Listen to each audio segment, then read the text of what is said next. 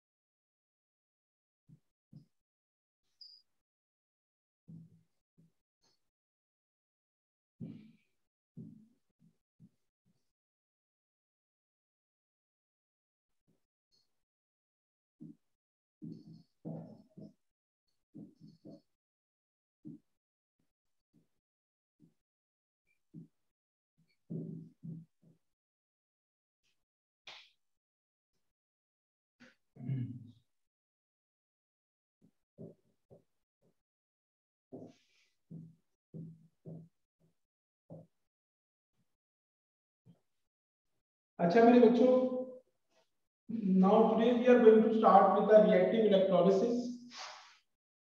आप लोगों को मैंने पहले ही बताया कि जब भी कोई इलेक्ट्रोलाइटिक सेल बनाओ, you always have to see the liquid. Liquid को देखो और उसका नाम पढ़ो, उसका नाम पढ़ के उसके आयंस बनाने हैं यहाँ पे। तो कॉपर का आयन बनेगा Cu+2, सल्फेट का बनेगा SO4-2, सॉल्यूशन लिखा हुआ है तो वाटर के भी आयंस बनाते हैं H+ and OH-। So this is your first step.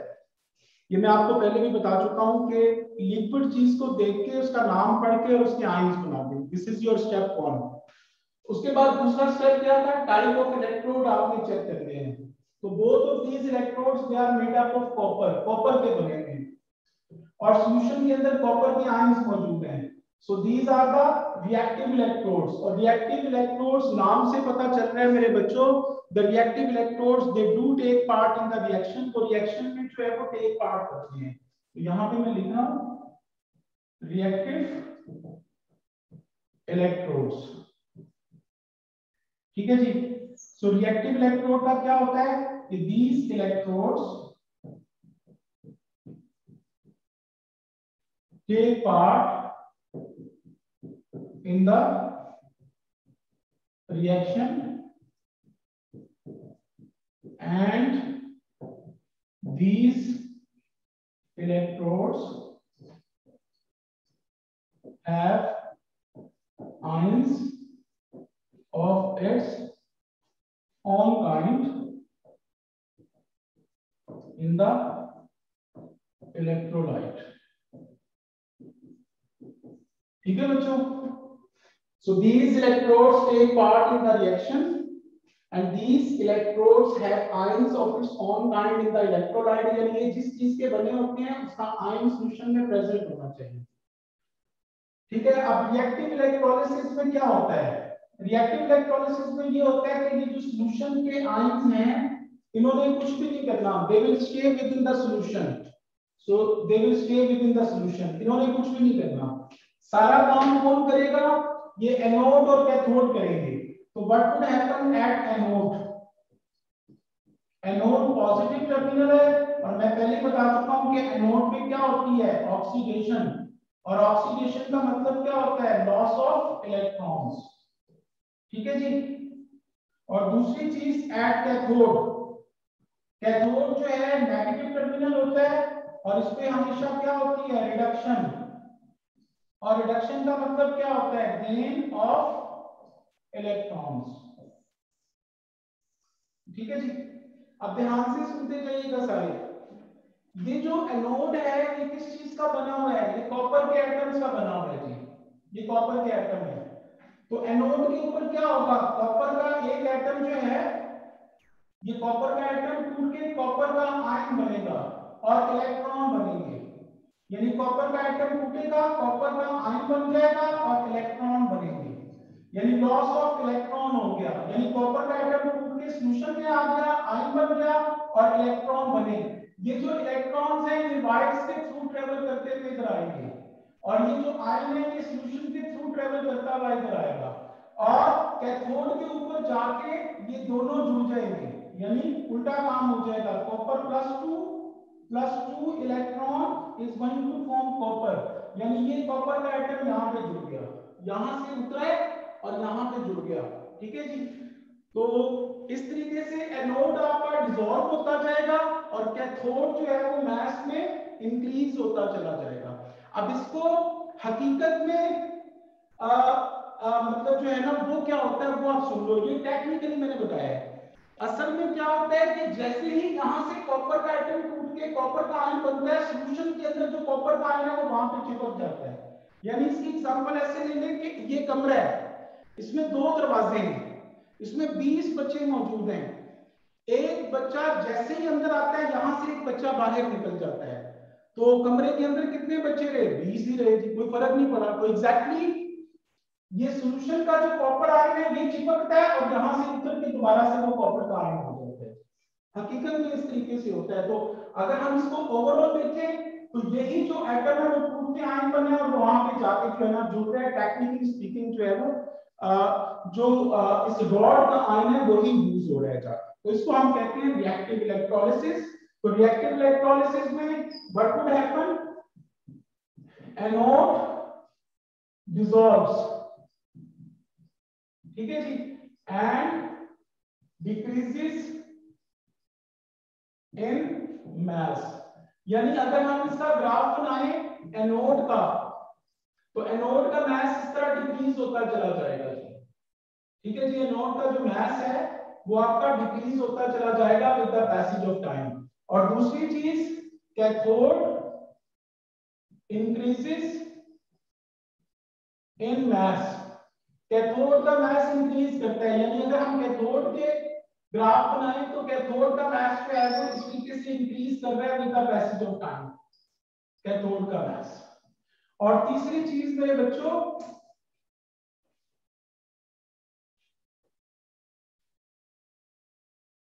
अच्छा जी, तीसरी चीज ये जो इलेक्ट्रोलाइट है इसमें से कोई भी चीज इस्तेमाल नहीं होगी, सॉल्यूशन के अंदर ही मौजूद है। इलेक्ट्रोलाइट के आयंस जो हैं वो कांस्टेंट हैं। तो मेरे बच्चों तीसरा काम आपका क्या होगा? The colour of the solution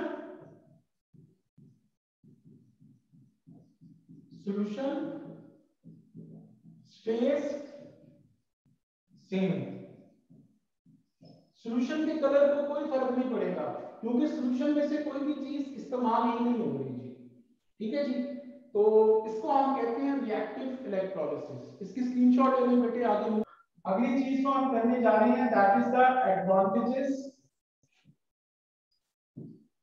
of reactive electrolysis. कि रिएक्टिव इलेक्ट्रोलिसिस जो है उसके आपको फायदे क्या क्या होते हैं जी, ठीक है जी। तो रिएक्टिव इलेक्ट्रोलिसिस जो है उसके आपको क्या क्या फायदे होते हैं? सबसे पहला जो इसका फायदा है दैट इज द इलेक्ट्रोप्लेटिंग।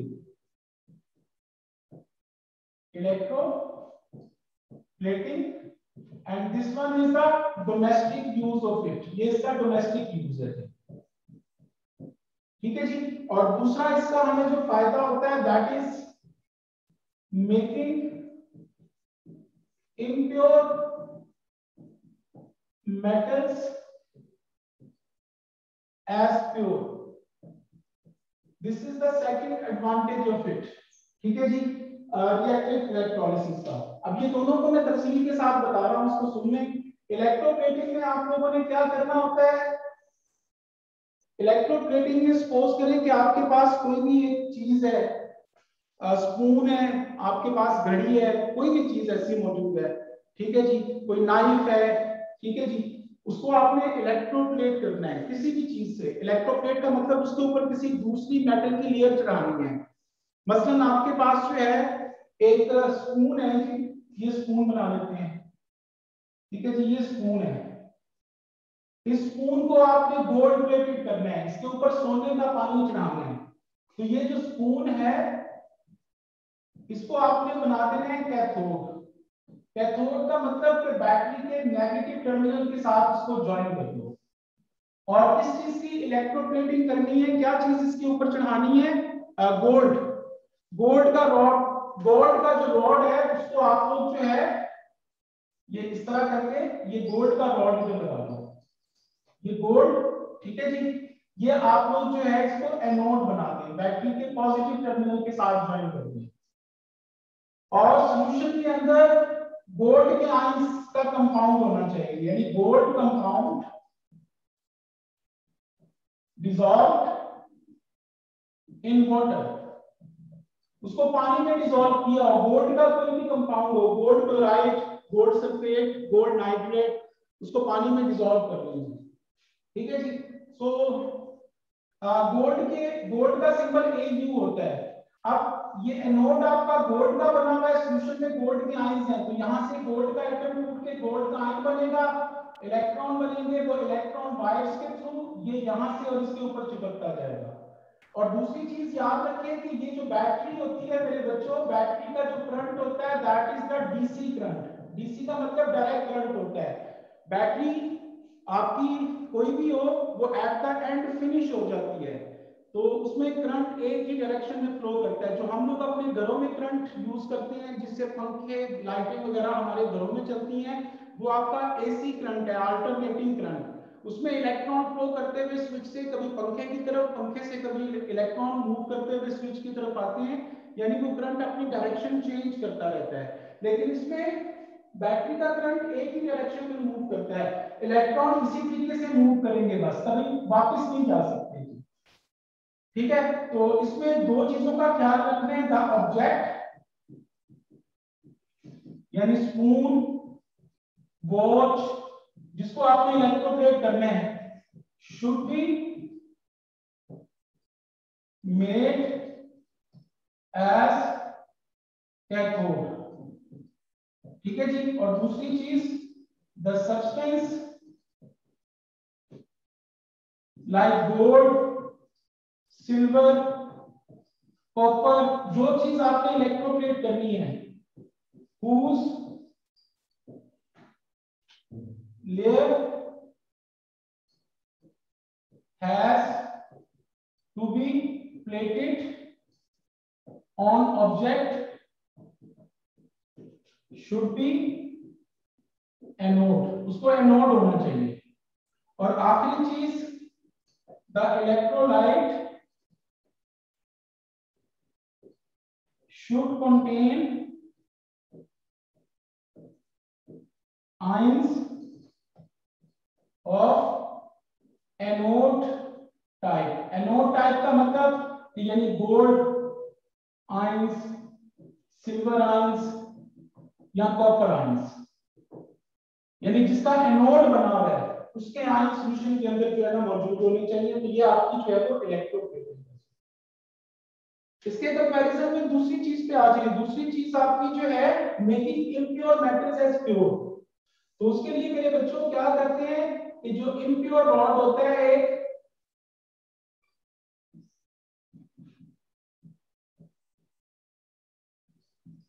ठीक है जी, impure rod that should be made as anode, इसको आपने एनोड बना देना है। ठीक है जी, that should be made as anode. ठीक है जी। ये जो इम्प्योर रॉड है इसमें क्या क्या चीजें शामिल हैं, जिंक भी है, आयरन भी है, कॉपर भी है और सिल्वर भी है। सपोज करें हमें आयरन जो है वो चाहिए, आयरन को हमें प्योर करना है, इसमें से आयरन को निकालना है, तो यहाँ पे दूसरी तरफ कैथोड की तरफ आपने जो है वो एक प्योर आयरन का रॉड दे देना है, प्योर आयरन रॉड। ठीक है, इसको कैथोड बना लेना है। और जिस चीज की इलेक्ट्रोलिसिस करनी है, यानी जिसको आपने प्योर करना है, उसमें आयन सॉल्यूशन में होने चाहिए। तो Fe+2 यानी solution should contain ions of iron। ठीक है जी, आयरन के आयन सॉल्यूशन में होने चाहिए। अब मेरे बच्चों क्या होगा, ध्यान से सुनते जाइएगा कि ये जो सॉल्यूशन है इसमें से आयरन जो है उसके एटम टूट के आयरन के आयन बनेंगे, इलेक्ट्रॉन बनेंगे, इलेक्ट्रॉन यहां से और आयरन यहां से, ये सारा आयरन यहां पे चिपकता जाएगा। जबकि रिएक्टिविटी सीरीज बना लो, potassium, sodium, calcium, magnesium, aluminium, zinc, iron, lead, hydrogen, copper, mercury और सिल्वर। तो आयरन को आप लोग प्योर कर रहे हो, तो आयरन की पोजीशन ये है, अगर कोई ऐसा कंपाउंड का यानी कोई ऐसी चीज मौजूद है जिसमें आयरन से ऊपर वाला कोई मेटल मौजूद है, जिंक मौजूद है, तो जिंक जो है उसके आयन सॉल्यूशन में बन जाएंगे, लेकिन वो वहां पे जाके चिपक नहीं सकते। और आयरन की प्लेस यहाँ पे है, इससे नीचे वाला अगर कोई एलिमेंट मौजूद होगा इस मिक्सचर के अंदर, तो वो जो कॉपर है और सिल्वर है, ये दोनों है, तो ये दोनों के दोनों स्लज की फॉर्म में नीचे गिर पड़ेंगे। So this sludge should contain copper and silver. यानी अब यहाँ पे एक कॉन्सेप्ट ज़हन में रखो, इस दफा पेपर में इस क्वेश्चन के आने के चांसेस हैं कि जिस इम्प्योर चीज को आप लोग प्योर कर रहे हो, जिस मेटल को प्योर कर रहे हो, अगर उस मेटल से ज्यादा रिएक्टिव कोई मेटल मौजूद है तो उसके आयन बन जाएंगे। अच्छा जी, तो आयरन से अगर कोई ज्यादा रिएक्टिव मेटल है तो उसके आयन सॉल्यूशन में बन जाएंगे, लेकिन वो डिस्चार्ज नहीं होंगे। लेकिन आयरन से अगर कोई नीचे लेस रिएक्टिव मेटल है तो उसके जो एटम्स हैं वो स्लज की फॉर्म में नीचे गिर पड़ेंगे। ठीक है जी, तो इसमें फिर क्या होगा कि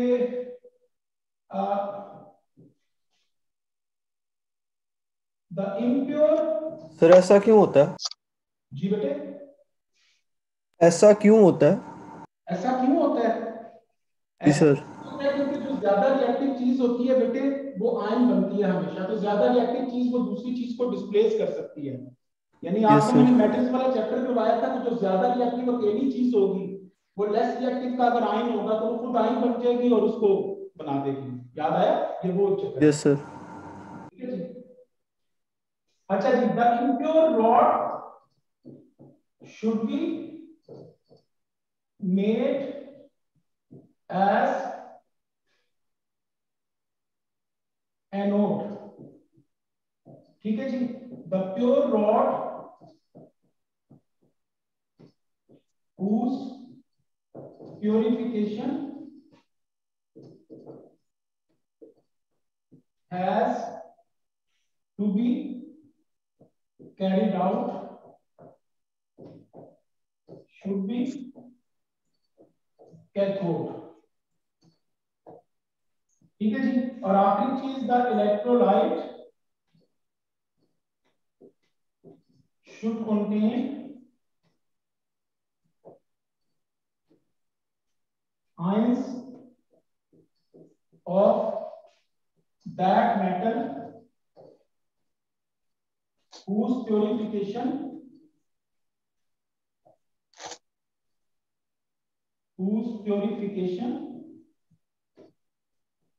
has to be done। ठीक है जी, तो ये तीन चीजें जो हैं वो आप लोगों ने याद रखनी है जी for making impure metals as pure. ठीक है जी, ये आपकी रिएक्टिव इलेक्ट्रोलिसिस कंप्लीट हो गई है। ये चैप्टर आपका ऑलमोस्ट कंप्लीट है, सिर्फ इसमें इलेक्ट्रोकेमिकल सेल एक बचा हुआ है, वो इंशाल्लाह ताला नेक्स्ट टाइम करके और अगला जो है फिर अपना आखिरी चैप्टर शुरू कर देंगे। ठीक है जी, ओके।